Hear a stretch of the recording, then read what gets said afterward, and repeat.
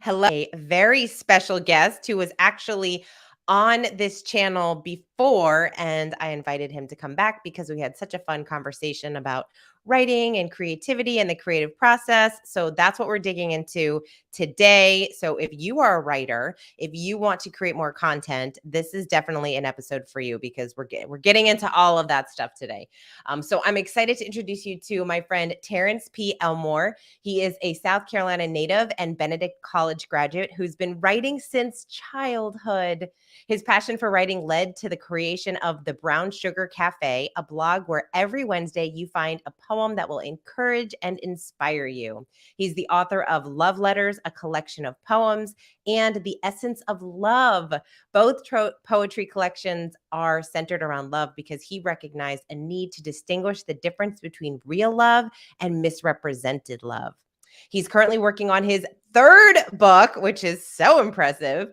To see what's next, make sure to subscribe to the brownsugarcafe.blog and the Brown Sugar Cafe podcast. So please welcome my friend Terence. Hey, Hey, Terence, how are you? doing pretty good, doing pretty good. How are you? I am wonderful. I am so happy that we get to have this conversation because you're a fellow writer and you're working on your third book, which Yes, is very impressive. thank you. But so I'm so curious because as I was reading this, I forgot that both of your collections were around love, and you said that you recognized a need to distinguish between real love and misrepresented love. What does that mean?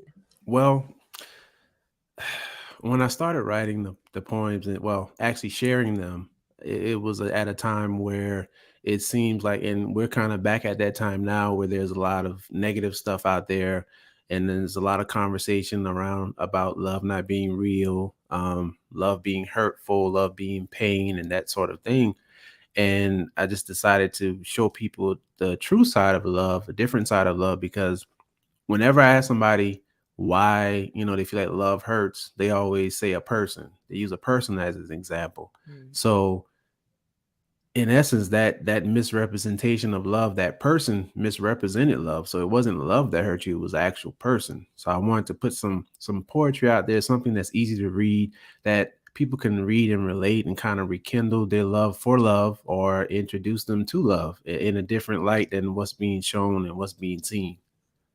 Oh, I love that. So what is your definition of love? Well, it's my grandfather used to always say that love is what it does. So to me, it's from the heart. It's caring for somebody more than you care for yourself in the same way that you care for yourself. Like, for instance, you need self love before you can love anybody else. So it's finding out what's inside of you and being able to give that to yourself as well as others. So you write these poems.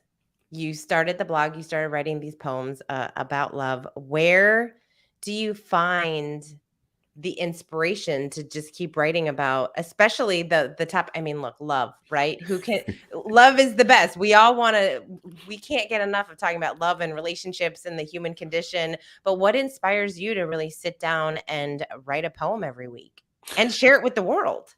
Well, since I started my blog, my poems have been kind of geared more towards, I guess, inspirational things that kind of keep people inspired. And so I guess the need to encourage and inspire people, that's what keeps me writing every week, because I've had people tell me that they look forward to my poems on Wednesday, that it kind of gets them through the week. That's why I chose Wednesday. So it could be sort of a time of day to kind of get you over that hump. And it's, I don't know, it's, I guess it's my calling. It's I love inspiring people, I love encouraging people, I love for people to be the best version of themselves. And so I feel like I'm doing my part to contribute to that. Well, you are, because your poems, I love that you shared that you wanted to write poems that were easy for people to consume. They are very easily consumable. And so many people, I think with poetry, when someone who is not a poet, or maybe they don't really know poetry that well, it's kind of intimidating. I think people are intimidated Right. by poetry, especially to write poetry. That's how I was. I consider myself a decent writer, but when I wanted to explore poetry a little bit more, I was really nervous. I was like, "Oh, I don't know how to do this. I don't know what it is or how to get started."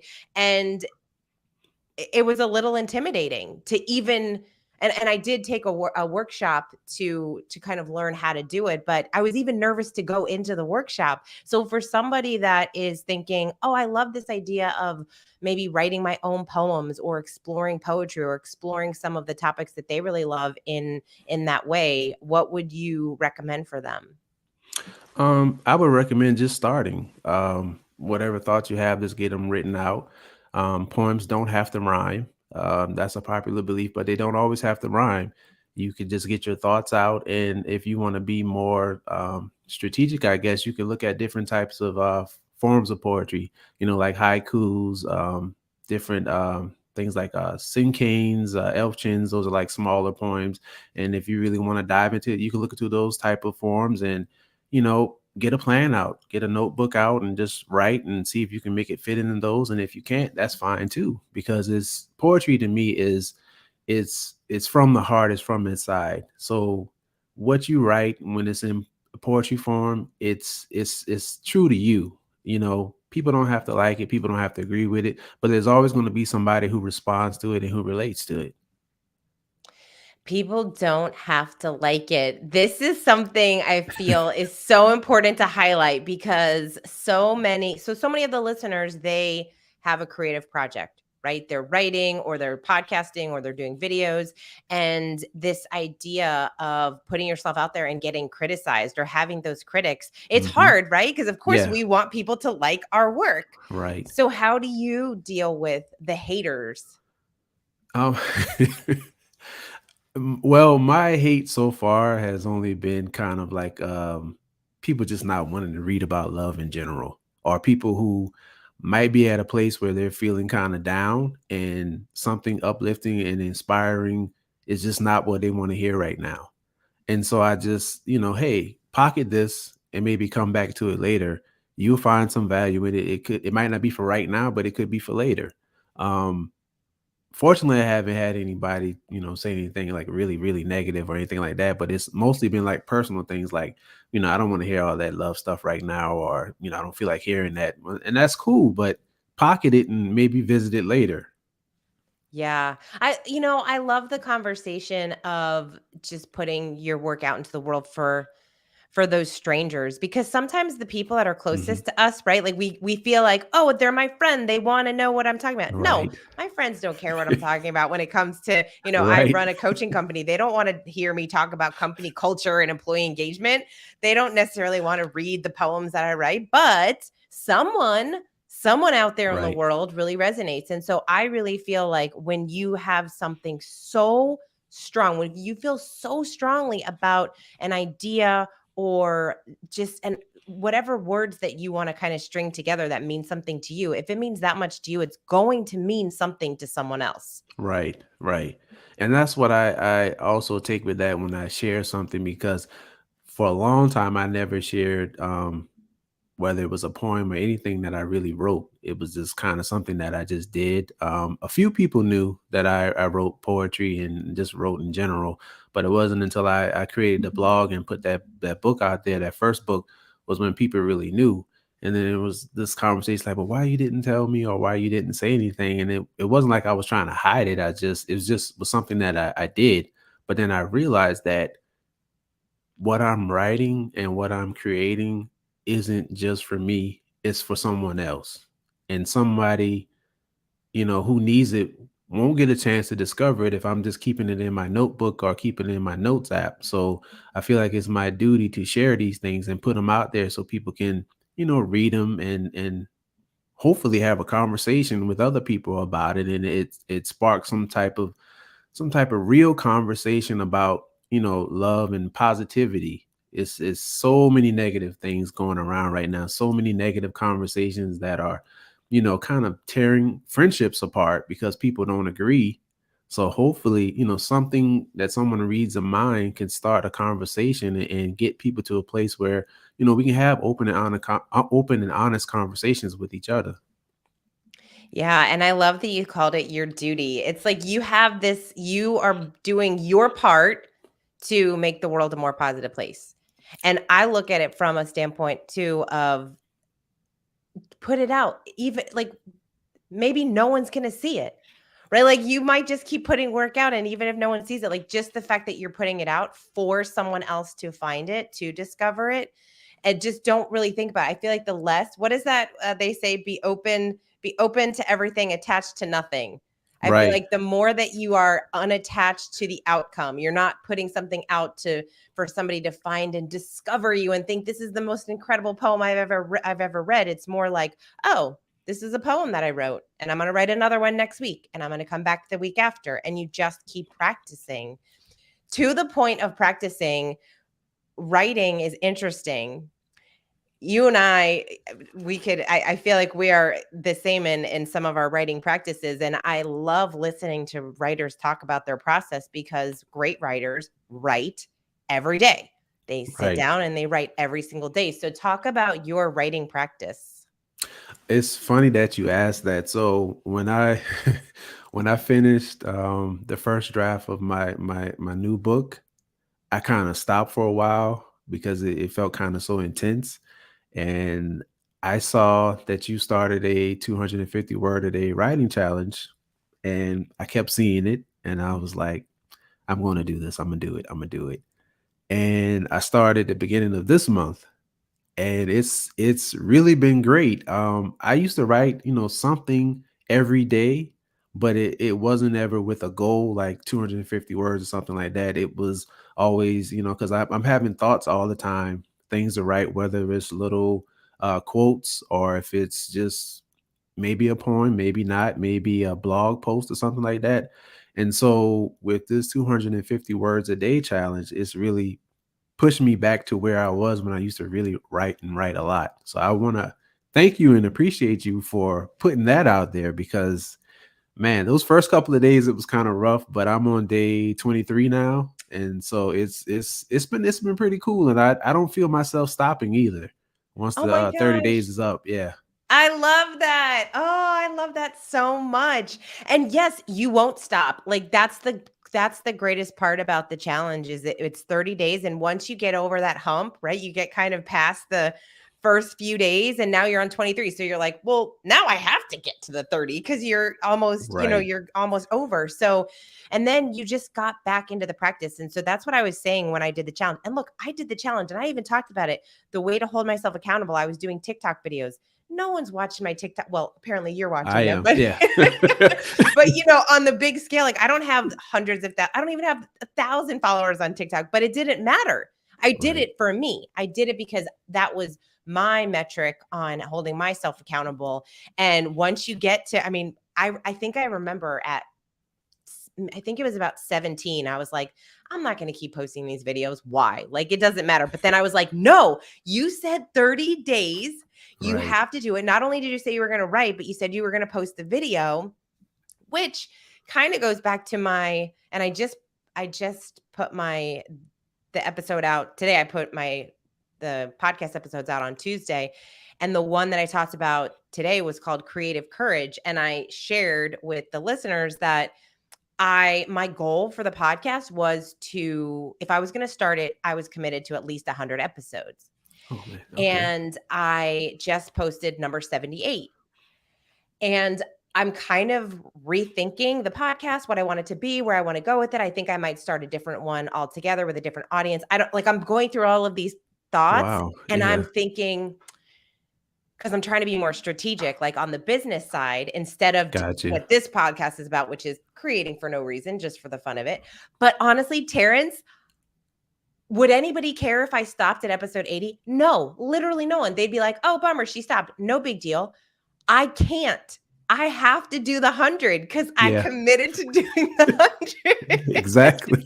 So I would be disappointed. Like I would know that I only made it to 80 and I stopped with only 20 more episodes to go. So I think there's something to be said about having creative courage and holding yourself accountable to doing the work that you know that's important.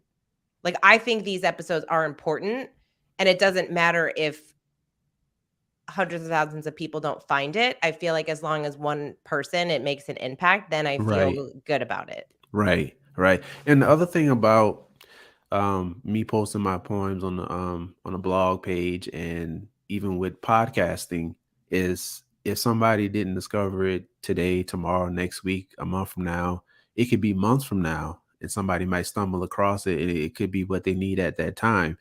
A lot of famous writers and people with podcasts in general, in the beginning, nobody was really watching or paying attention. And then all of a sudden, everybody knows who they are. And we're thinking like they were this overnight success. And it's like, oh, they've been doing this 5, 10 years. And they have the, the stuff, the catalog that you can go back and listen from the beginning. So I always try to tell people, especially when you're writing something and putting it out there or podcasting, and you get better and better, you might want to be like, that first one was kind of cringe, and you might be tempted to kind of delete it, but leave it out there, because that's inspiration for somebody in itself to see where you started and where you are now, even with writing. Some people I hear about, when they do their first book, they go back and rewrite the first book over again later on because they didn't like it. I say keep it the same, because people can see your progression and your growth. Yeah, write another book. Yeah, Just write another book. You can tweak it. You can pretty tweak much. the same concepts. Yeah, there when people talk about it's the 10-year overnight success, right? Like, we might Right. not have heard about them, but then you look back at all their work, and that's what's so exciting. I look at your body of work, like your collective body of work, everything that you're creating. Now you are writing your third book, which is amazing. I would love to know, learn what did you learn kind of in writing your first and second book that you're taking with you as you're writing this third one? Well, one of the things that I didn't do enough of, and I kind of need to do a little more of it now, but I did do better this time, was letting people know before I actually published, kind of getting the buzz out there and telling Yes. people, um, not being afraid to repeat telling people, because you have to keep it fresh in their mind. When I first did publish my first book, I didn't want to be kind of annoying. I didn't want to bother people, but over time, people were getting on me like, well, why didn't you remind me? And I'm like, well, I didn't want to, pester you and be a bother, but they were like, I have so many different things going on. I honestly forgot. So you have to keep it fresh in my mind. So that made me feel more comfortable just reminding people, telling people, and kind of putting stuff out there. It's kind of hard to sell yourself, I guess you could say. Because you want people to experience what you've written, what you've created, but then you don't want to be kind of like forcing it at them. So it took me two books to understand that people want to hear about when I have another project coming. People want to be reminded that I have another one coming. People want to be reminded that, hey, I haven't purchased it yet and I need to go ahead and put it in my cart, or it's in my cart, I need to go ahead and buy it. So that's one of the things I took from, like, put myself out there, kind of, remind people, hey, I have this going on. This is what I'm doing. I know it's been a while since you've heard me, speak about my book or whatever, but I'm still working on it. It's still coming. And here's my progress. Yeah, I think so many first-time authors don't realize how strategic you have to be in the marketing side of things, even if Right. you have a publisher, right? Like, Right. even publishers, why do you think that these big names that have millions of followers get book deals? Because they have a built-in audience. And Right. so if you don't have that built-in audience, you have to really take, like, months to figure out. So I know some people have their book army, they call them, right? Like, they have their list, like they create a whole list of people that they can reach out to and ask them to buy the book. Your friends, your family, your colleagues, like anyone that has ever said, Terence, I like your work, or I love this poem, because those people, they do want to, they do want to support you. Right. Right. I was talking to, so one of the guys that I had on this show is named Stu. He almost has 1 million followers on TikTok. Yeah, I listened to that episode. Did you? So good, right? And what was I Yes. saying to him? I'm like, Stu, you have like 900 and something thousand people. If you got some, or he's like, I was thinking about maybe doing merch or this or that, but who's going to buy it? I'm like, you're everybody, like Right, all of the right. people that love you, because he buys other people's stuff. And even if I'm not interested in some of my friends' works or books, I buy them, of course, to support them. That And you is can so just true. give it Yeah. away. You can give it Yeah. to friends. And I love the camaraderie of creators. I love the camaraderie of creators, right? Like when someone's out in the world, you are putting your ideas out into the world, and it's important to support that, especially when it's positive. It is. It is. And the courage for someone to just put something out there, like we see it and we celebrate that. It's like, wow, especially if you've been talking to somebody and they say they're going to do something, it's taking a long time, and then one day, bam, there it is. It's like you're so excited and proud of them for just stepping out of their comfort zone and putting it out there. And what they may think is not perfect is could be perfect for somebody else. And that's like the point of everything, putting yourself out there. And we like with my first podcast episode, man, it took me so long to edit that and re-record, but I finally just put it out there, and it was very well received, even though I didn't think it was all that great. But the message is what was important. Yeah. That's what everybody was talking about, the message and how, clean and crisp it sound, but the message really hit home. Yeah, that's what it's about. Now, when you get into podcasting, like you and I, obviously, we're probably a little bit more harsh when we listen to a podcast. Like, wait, that person, the volume is off, the sound quality is not that great, or they should have asked this question, or all these things going through our mind. But somebody that's not a podcaster, they just enjoy content, they are loving it because it's Right. about the content. So I love that you brought that up. I think that's a message that people really need to hear, because so often what stops people in their creative pursuits is, I don't have the right camera, I don't have the right microphone, I don't have the perfect title of of my blog or website or podcast. Like all of those things, you could wait forever and you're never going to feel ready. You just have Right. to start.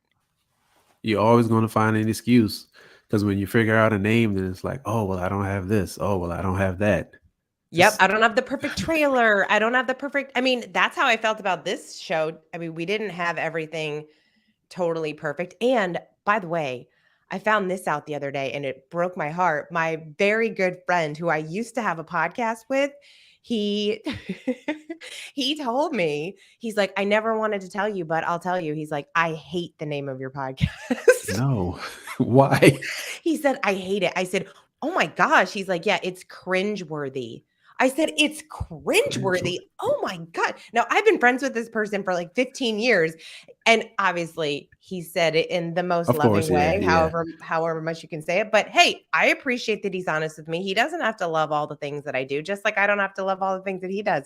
But Terrence broke my heart a little bit. I was so proud when we came up the name of this show, and he's like, "Oh, it's the worst." But did he enjoy the content though? Well, yeah, he does. He's funny because he's kind of like, when I think about it, I'm like, look, he's not my market. You know what I mean? Like Right, that's right. another thing. Sometimes we can ask advice from people who are not the person that our content is for. Like That is so true. I just had a conversation with my sister the other day. My sister is like one of my biggest fans. She's amazing. And I was talking to her about the title of my book. My sister doesn't know. She's like, what? I don't, is that, I'm asking her what she likes more, which of course she can have an opinion, but she's not like invested in the work because she's not my market. So we have to Got it. recognize who we're asking. That's why having creative friends like that, you can, like, I know Terrence, you are a writer, you know the challenges that I'm going through, you know the anxiety I'm going to have when my book comes out and I'm like, oh my gosh, is anybody going to read this thing? Yes. I know that all too well. Oh my gosh. So how do you get over that? I mean, you've published, this is your third book. Like, what was the biggest difference between the first book and the second book, and then the second book to the third? Well, the biggest difference was when I launched the second book. I started doing like signings and stuff. I had them all lined out, and then here comes COVID. Oh, And geez. so that put me in a weird place as far as my marketing, because with the first book, I was doing signings and stuff. And, I'm a face to face type of person. I like going to events and having live conversations with people. And so having to try to shift to online was very awkward for me. And so I guess this process with, having to kind of market that second book and being online and not in person has made it easier this time to be able to do both. But I love in person. That's just, I like talking to people. I like interacting with people. I like explaining the concept behind my books. I just like having, in-depth conversations with people face to face. This That's just that's just how I am. It's a different On the experience. Yeah, and on this third book, I didn't do a pre-sale on the other two, but I'm thinking about doing one on this one, to see how that goes. But from the first one, the second one to now, it's just it's easier once you get that first one out, because all of your worries and things like, will people buy it, will people like it, will people care about it, after that first time, you're comfortable, you understand that, people will support you, especially your family and friends, and people will, enjoy what you're putting out there. It's for somebody, and you may not see it, you feel it. Okay, of course you feel like this is going to be for everybody, but it's not until it comes out and, you realize like it's not as great as I may feel like it is, but it is to everybody else in a totally different way. This is my baby. I made it. I created it. Of course, I'm gonna have a very special feeling about it. But when you start hearing how other people receive it and how it impacts other people's lives, it makes a world of difference. I could feel it when you said it's for somebody. Like I was like, "Oh, I got goosebumps when you said that." Like it's for Yeah, somebody. If everyone just thought it's for somebody when they're creating their content, we would create in a much different way. Like knowing that you're getting to that person exactly the time that they want to hear it. That's like the best compliment in the world when someone finds your video or reads your poem or something and like, "You spoke directly to me. right. That's what I Yeah. needed." I And then love it that. catches you off guard too. It's like you just be minding your business, and you might get like a message, or text message, or a DM or something like that, or even a comment on something, and somebody tells you, especially like with my first book, I would get like messages from people that bought my book that I didn't even know, and they just found me on Instagram or Facebook, and they wanted to let me know how much they enjoyed it. And I was like, wow.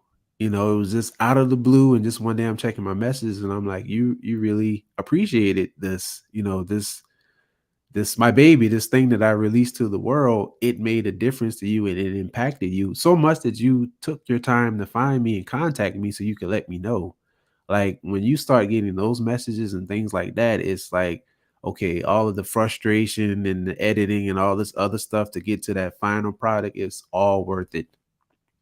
Yes. Oh, you need that. You need that to get through Yeah. all that stuff because it's a process, man. It is Yeah. a process. Oh my gosh. So are you just going to keep writing books? I mean, this is number 3. Do you see yourself just keep publishing? That's a good question. I believe so. It's like the ideas just come to me. Just sometimes, like I like to say, I'm just sitting there minding my business, and then I just be sitting there like, I should do another book.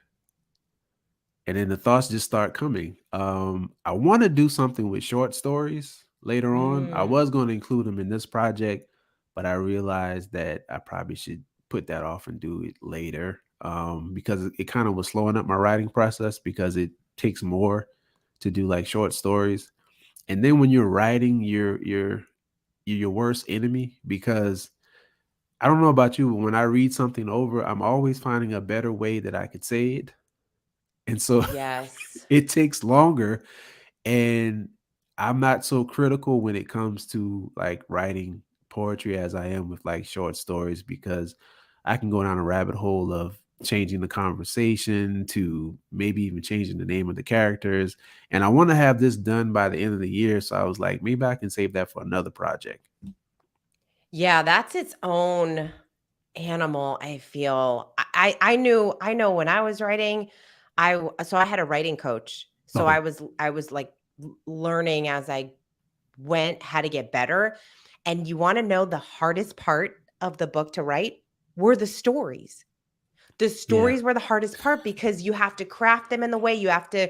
We tend to put more details than are necessary. And then, Right. so, and she's like, no, you can't, like, you lost me. Now I don't even know where you're going with this. And I'm like, oh, it was so frustrating. But then as I was learning and growing as a writer, I would then go back to the beginning and I'd want to like redo the whole thing. And so I'm as my guilty of that. Yeah. right? It's the worst. And then I went back to my editor and she's like, "Well, now you have to it's the proofread. So just go through it again." I'm like, "No. If I proofread this thing, I'm going to want to rewrite the whole freaking book." Exactly. Exactly. I'm like, "So if you guys edited, then it's good because I've read it a gazillion times and I can't. I just can't read it Right. again." Right. That was the other thing I learned from the first book to the second book was once I get it back from editing and I have somebody else proofread it, don't read it again myself because I, Mm. I I did that with the first one. I was like, I can kind of do this with this. Maybe I can move this around and kind of I don't like how I use that word there. And then it was just kind of prolonging the process. I don't know. And then thinking about it now, it's like, was that some kind of subconscious thing that I was doing to kind of draw out the process of me saying, here, guys, here's a book that I created. I hope you like it. Wait, what? Yeah, that's what I'm wondering. Like, did I subconsciously just, reread, and kind of prolong the process to kind of like self-sabotage and be like, Oh, interesting. I started thinking about that the other day. Like, is that something? Because sometimes we do it and don't even know it. Like, is that something that we're doing because we're like, it's some sort of nervousness or something inside that we're like, well, it's not good enough. So if I keep Yeah. doing this and I keep tweaking that, then maybe I can prolong it a little more. So I was wondering about That's that with my so first book. I was like, was I doing that and didn't know it? that is a really good observation. I do feel like that is definitely one of those like subconscious things that you wouldn't recognize that you're doing it because you're outwardly thinking, "Oh no, I want to get it. I want it to be great. I Right. want it to be that, look this certain way." But and that is what stops so many people from sharing. It's that perfectionism. It's that you think that in some way you're going to get it perfect, but if there's anything that we have learned and we both study writers is that it's never perfect. I don't know that I've met any author that said that they wouldn't go back and tweak something here and there in the book. Now, they don't, right? Like the book is the book and they move on and they write another book, but I mean most authors that I have met said the second you publish it, there are things that you wish that you could go back and Oh yeah. change. Yeah. So many The different things. struggle is real with writers. But that's what I love about being able to write the book. You can write another book and Yeah. you're able to write the blog or write the newsletter. I mean, I've started that newsletter and that newsletter that I write every week and it pushes me. I have to think of something to share that I feel like would be meaningful to somebody on a Sunday. I mean, my whole thing Yeah. is, sending it out on Sunday for some inspiration. But it's a muscle. It's a muscle like anything else. We have It to is. practice Yeah. it. Yeah. It truly is. That's one of the things you know, I realized, but I didn't realize how much important it was, especially to this new project. Like when I took that break until I started that word 250 word a day challenge, I was like, yeah, this is what you do. You need to be writing something, every day. And this is what you've, kind of been doing. But that little break, it felt good, but I needed something to get me back in the driver's seat and get me back writing. Um, and with my podcast, I kind of strayed away from writing something out. First I just kind of freestyled with it, but I decided to use this challenge to write a script. I guess you can say a script for my next podcast episode. And so I've been using this challenge to write down some things because it's been a while since I actually posted a blog on my page. And so I'm using this time to kind of restart that and get that going again. So it's truly been like a muscle. It's like being in the gym. Yeah. It's like once you get back in the gym and you haven't been there in a while, you're trying to lift as heavy as you used to. It's not really the same, and it gets frustrating. But after like that second or third time, once you're back in there, you're like, oh yeah, oh yeah. Now you're challenging yourself to do more and do different things that you know you could do. And then some of the stuff you surprise yourself. You're like, I know I've been coming up with all type of ideas during this process, and it's really been helping me to actually get them out. Because sometimes I have a bad habit of having an idea and not writing it out, and then an hour later, I'm like, oh man, I had a really good idea. What was that? Yes. You have to write it Yes. down. Oh my gosh, that I used to, yeah, I still do that sometimes. But yes, I definitely use my Evernote and my Google the G Drive. I'm always in there with anything that I feel like I think about. I'm like, "Oh," especially in the morning when your like Yeah. mind is super creative. So, Terrence, I asked you this last time, and I always ask my guests, what is one activity that we can do 10 minutes or less to help spark our creativity?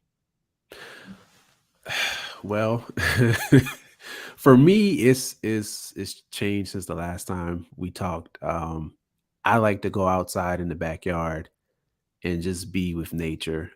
We have these trees behind us, and there are so many birds, and they're back there. It seems like in the evening time, that's when they're really going. I just like to be outside and just sit with my thoughts, breathe in and out, and just reflect on the day, reflect on what I want to do. If I'm about to get into some deep writing, I sit out there and I reflect and I think about, okay, where do I want to go with this? What do I want to do? And I just enjoy that moment, just being there. Like, don't try to force out what you're writing, just let it happen. Even if you're sitting in front of a piece of paper or your phone notes or whatever you use, just sit in the moment and not always force yourself to see the end product, but just be in the moment, right? Whether it's outside, whether it's at your desk, whether it's in the car, just be in the moment, okay, for about 10 minutes and just be in the moment, enjoy the moment, and then start writing. Beautiful. Beautiful. You have such a calming way about you, Terrence. Oh, It's thank you. really beautiful. You just have this very calm, and you're like an old soul. That's I hear that a lot. Do you really? Yeah, yeah, Yeah. yeah. I think it's from the time I spent with my grandparents too. So yeah, and I like a lot of old school music and stuff like that as well. So Ugh, I love that. That's so sweet. Well, Terrence, the best place for people to find you, the brown sugar cafe.blog. yes, yes, and also the brown sugar at the Brown Sugar Cafe on Instagram and also Facebook. All right, awesome. Well, thank you so much for chatting with me. Good luck with the launch of the book. Thank you and congratulations to finishing your book. I'm looking forward to that coming out so I can purchase my copy. Oh, thank you so much. I cannot wait. I cannot wait until it is out into the world. I cannot wait, and I can wait because I'm so nervous about it, Right. but I know exactly what you mean. Yes. but it's going to be awesome. So when your book comes out, I will share it again, and of course get some copies for friends, and we get to support each other. See, because this is what it's about, Right. supporting Thank each you. other. Awesome. Thank you so much, Terrence. I will see you online. Okay. See you soon.